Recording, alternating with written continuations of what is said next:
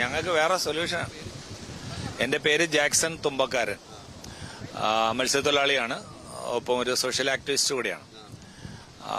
ഇത് ഈ കപ്പല് മുങ്ങിയതുമായി ബന്ധപ്പെട്ടിട്ടുള്ള ദുരൂഹതകളൊക്കെ വേറെ നിൽക്കുമ്പോൾ ഞങ്ങൾ മത്സ്യത്തൊഴിലാളികൾക്ക് വലിയ ആശങ്കയാണിത്. ഒന്ന്, സർക്കാർ സമയോചിതമായി ഇടപെടുകയും ഈ പോർട്ടുമായി ബന്ധപ്പെട്ട്, പ്രത്യേകിച്ച് അദാനിയാണ് ഇതിന്റെ ക്ലീനിങ് കോൺട്രാക്ടറൊക്കെ എടുത്തിരിക്കുന്നു, ഈ ബാർജല്ല കണ്ടെയ്നേഴ്സിന്റെയൊക്കെ റിക്കവറിയൊക്കെ അദാനി എടുത്തിരിക്കുന്നു എന്നാണ് ഞാൻ മനസ്സിലാക്കുന്നത്. ഇത് തീരത്തേക്ക് അടിയാതെ തന്നെ അദാനിയുടെ ടഗ് ഉപയോഗിച്ചോ ട്രോൾ ബോട്ടൊക്കെ ഉപയോഗിച്ചുകൊണ്ടോ കടലിൽ നിന്ന് തന്നെ ഇത് കെട്ടിവലിച്ച് അദ്ദേഹത്തിന്റെ പോർട്ടിലേക്ക് കൊണ്ടുപോയി അവിടെ ഹൈഡ്രോളിക് ലിഫ്റ്റ് ജാക്കൊക്കെ ഉപയോഗിച്ചുകൊണ്ട് അവിടെ പോർട്ടിൽ ഇത് കണ്ടെയ്ൻ ചെയ്യാവുന്നതാണ്. പക്ഷേ അൺഫോർച്ചുനേറ്റ്ലി അത് സംഭവിക്കുന്നില്ല. ഈ കണ്ടെയ്നേഴ്സ് എല്ലാം തീരത്ത് അങ്ങ് ആലപ്പുഴ മുതൽ അങ്ങ് പൂവാറ് അങ്ങറ്റം വരെ കേരളത്തിന്റെ ഓൾമോസ്റ്റ് ഈ തീരത്തെല്ലാം ഇങ്ങനെ അടിഞ്ഞ്, പ്രത്യേകിച്ച് ഇത് ഈ മൈക്രോ പ്ലാസ്റ്റിക് മെറ്റീരിയൽസ് ആണ് വലിയ ഒരു വിഷയം. പ്രാഥമ ദൃഷ്ടിയ നമുക്കില്ലെങ്കിലും പക്ഷേ നമ്മുടെ ആവാസ വ്യവസ്ഥയെ വളരെ ഗുരുതരമായി ബാധിക്കുന്ന ഒരു സാധനമാണ്. നമ്മൾ പ്ലാസ്റ്റിക് വിമുക്തമാക്കണം അങ്ങനെയൊക്കെ പറയുമ്പോഴും കടലിലും കരയിലും തീരപ്രദേശം മുഴുവൻ ഇങ്ങനെ ഈ പ്ലാസ്റ്റിക്, ഈ അസംസ്കൃത വസ്തു ഇങ്ങനെ ഇത് കിടക്കുന്ന വലിയ അപകടകരമാണ്. സർക്കാർ എത്രയും വേഗം തന്നെ എന്ത് മെഷീനറി ഉപയോഗിച്ചു കഴിഞ്ഞാലും, ഇപ്പോൾ ഇവിടെ ഈ തുമ്പ ബീച്ച് എന്ന് പറയുന്നത് ഇപ്പോൾ നല്ല രീതിയിൽ ഹൈലൈറ്റ് ചെയ്തുകൊണ്ടിരിക്കുന്ന ഒരു വലിയൊരു ബീച്ചാണ്. ഒത്തിരി ആളുകൾ, ടൂറിസ്റ്റുകൾ വിശ്രമിക്കാനായിട്ട് വൈകുന്നേരങ്ങളിലൊക്കെ എത്തിച്ചേരുന്നതാണ്. അപ്പോൾ ഈ മാലിന്യം ഇതിങ്ങനെ കിടക്കുന്നത് പ്ലാസ്റ്റിക് മാത്രമല്ല, ഈ കണ്ടെയ്നേഴ്സ് നിന്ന് പൊട്ടിയിട്ടുള്ള തെർമോക്കോളിന്റെ പീസസ്, തകരത്തിന്റെ പീസസ്, അത് ഒത്തിരി വാസ്റ്റായിട്ട് കിടക്കുകയാണ്. അപ്പോൾ നമുക്കത് നമുക്ക് ഒരു ടോട്ടൽ നമ്മുടെ ഏരിയയിൽ നമുക്കത് ചെയ്യാൻ പറ്റുമായിരിക്കാം. ഇത് കൂടുതലും ഈ ബാഗുകളൊക്കെ തന്നെ വലിയ കട്ടിയുള്ള ബാഗുകളല്ല. അത് കണ്ടറിയാം. ഇത് നടന്നു പോകുന്നവര് അതിനെപ്പറ്റി അറിയാനായിട്ട് ഒരു ക്യൂരിയോസിറ്റിയോട് ഒരു ചവിട്ട് കെട്ടി കഴിഞ്ഞാൽ അതങ്ങ് പൊട്ടിപ്പോകും. ഇത് ജസ്റ്റ് ഒരു പാറയിലോ എല്ലാത്തിലും അടിച്ചു കഴിഞ്ഞാൽ അത് മൊത്തം പോകും. അപ്പൊ ഒരു ബാഗ് കയറിയ 25 കിലോ പ്ലാസ്റ്റിക് മാലിന്യമാണോ അസംസ്കൃത വസ്തുവാണോ ഇത് കടലിൽ? നമ്മളെ സംബന്ധിച്ചിടത്തോളം ഇപ്പൊ ഇതൊരു മാലിന്യമാണ്. മേ ബി അതൊരു നല്ലൊരു എക്സ്പെൻസീവ് മെറ്റീരിയൽ ആയിരിക്കാം, അത് പ്രൊഡക്ഷൻ മെറ്റീരിയലാണ്. പക്ഷെ ഇപ്പൊ നമ്മളെ സംബന്ധിച്ചിടത്തോളം ഇതൊരു പ്ലാസ്റ്റിക് മാലിന്യമായിട്ടേ നമുക്ക് കാണാൻ പറ്റുള്ളൂ.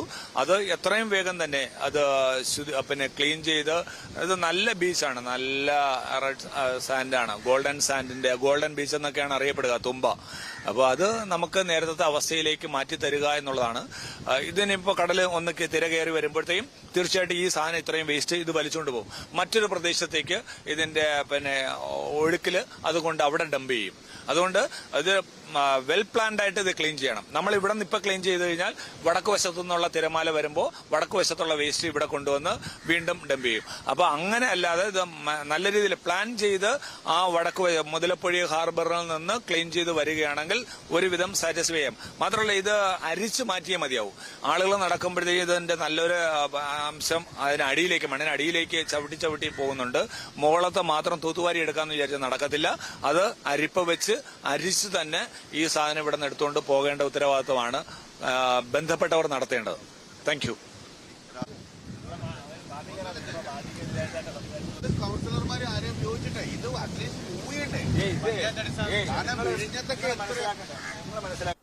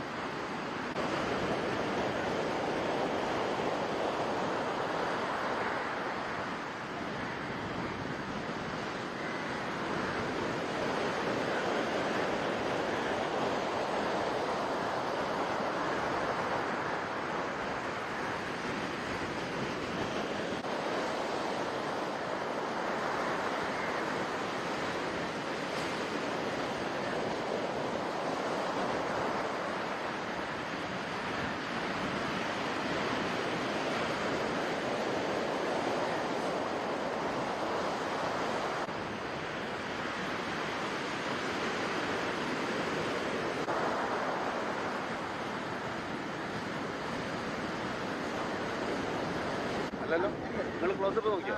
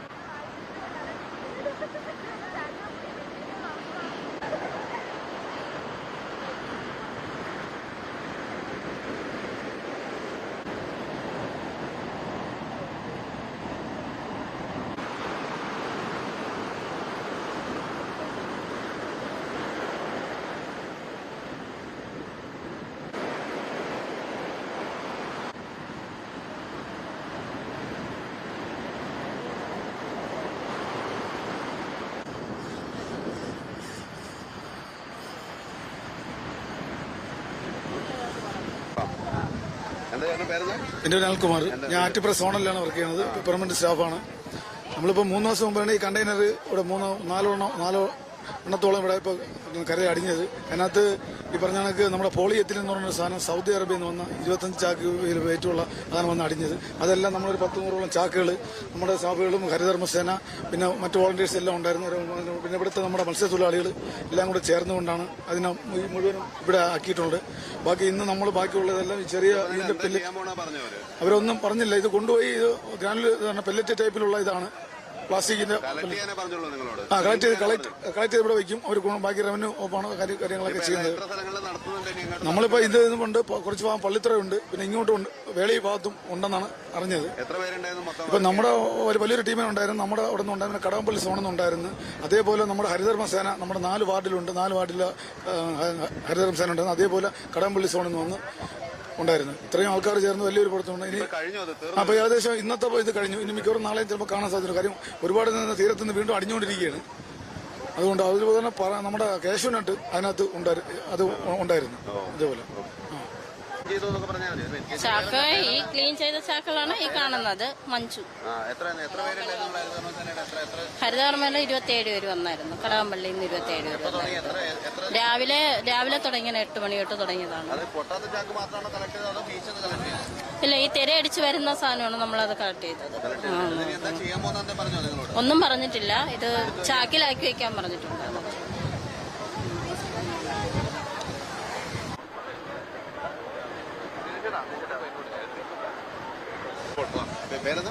പേര് ആരിഷ് എന്നാണ്.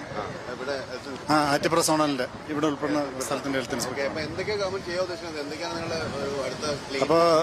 അപ്പൊ ക്ലീനിങ്ങിന്റെ എന്ന് പറയുമ്പോഴത്തേക്ക് ഇവിടെ നമ്മുടെ തീരത്ത് ഈ പറഞ്ഞ പോളിത്തീന്റെയും പെല്ലറ്റുകൾ നർഡിൽസ് വന്ന് ധാരാളമായിട്ട് അടിഞ്ഞിട്ടുണ്ട്. അത് ഇതുവരെ അടിഞ്ഞു തീർന്നിട്ടില്ല. ഇപ്പോഴും തിര വരുമ്പോഴത്തേക്കും ഈ പോളിത്തീൻ നർഡിൽസ് വരുന്നുണ്ട്. അതിനെ ഇന്നിപ്പോ രാവിലെ തൊട്ടൊരു പ്രത്യേക ക്ലീനിങ് ഡ്രൈവ് വെച്ചിട്ടുണ്ട്. അതിനകത്ത് നഗരസഭയുടെ 95 ജീവനക്കാർ, സൂപ്പർവൈസർ ഉദ്യോഗസ്ഥർ ഉൾപ്പെടെയുള്ള 95 ജീവനക്കാരും സിവിൽ ഡിഫൻസ് ഫോഴ്സിന്റെ ഭാഗമായിട്ട് നമ്മുടെ ഫയർ ആൻഡ് റെസ്ക്യൂ ഫോഴ്സിന്റെ ഭാഗമായിട്ടുള്ള സിവിൽ ഡിഫൻസ് അവരൊരു 30 പേരും ചേർന്നിട്ടാണ് ഈ ക്ലീനിങ് നടത്തിയിട്ടുള്ളത്. അപ്പം ഞങ്ങൾക്ക് കിട്ടിയ നിർദ്ദേശം ഈ പെല്ലറ്റുകൾ ശേഖരിച്ച് ചാക്കുകളിലാക്കി ഈ തിര അടിക്കാത്ത ഭാഗങ്ങളിലേക്ക് മാറ്റി വയ്ക്കാനാണ് ഉള്ള നിർദ്ദേശം വന്നിട്ടുള്ളത്. അതിന്റെ ഭാഗമായിട്ട് നമ്മുടെ ഈ സൗത്ത് തുമ്പ തീരം ഒന്നാകെ തന്നെ ഇന്ന് വൃത്തിയാക്കിയിട്ടുണ്ട്. പക്ഷേ ഇപ്പോഴുള്ള ഏറ്റവും വലിയ വെല്ലുവിളി വീണ്ടും തിര വരുമ്പോൾ ഇത് വീണ്ടും വന്നുകൊണ്ടിരിക്കുന്നുണ്ട്. അപ്പോൾ അതുകൊണ്ട് വൃത്തിയാക്കി കഴിഞ്ഞാലും അവിടെ പൂർണ്ണ തോതിൽ വൃത്തിയായി വരുന്നില്ല. വർക്കല മുതൽ വിഴിഞ്ഞവരെ നമ്മുടെ ഏരിയ തന്നെ നമുക്ക് 14 വാർഡുകളാണ് തീരദേശ വാർഡുകൾ തിരുവനന്തപുരം നഗരസഭയ്ക്ക് വരുന്നത്. ഈ 14 വാർഡുകളിൽ തന്നെ ഈ പ്രവർത്തനങ്ങൾ നടക്കുന്നുണ്ട്. ശംഖുമുഖത്ത് നടക്കുന്നുണ്ട്, വിഴിഞ്ഞത്ത്, ഇങ്ങനെ നമ്മുടെ ഏരിയയിൽ മൊത്തം പ്രവർത്തനം നടക്കുന്നുണ്ട്. പക്ഷെ ഇത് 1, 2, 3 ദിവസം കൊണ്ടൊന്നും തീരാൻ സാധ്യതയില്ല. അല്ലെ, ഏറ്റവും പ്രധാനപ്പെട്ട വെല്ലുവിളി തുടർച്ചയായിട്ടുള്ള ഈ കടൽക്ഷോഭം കാരണം വീണ്ടും തീരത്തോട്ട് വന്ന് അടിയുന്നു എന്നുള്ളതാണ്. അപ്പം എന്തായാലും ബഹുമാനപ്പെട്ട സർക്കാരിൻ്റെയും കോർപ്പറേഷൻ അധികാരികളുടെയൊക്കെ നിർദ്ദേശാനുസരണം നമ്മൾ കൃത്യമായിട്ട് ഈ പ്രവർത്തനം നടത്തുന്നുണ്ട്. അപ്പോൾ അത് എത്ര സമയം എടുത്താലും നമ്മൾ ഈ പ്രവർത്തനം മുമ്പോട്ട് കൊണ്ടുപോകും. അതാണ് ഞങ്ങളുടെ ഒരു ലക്ഷ്യം.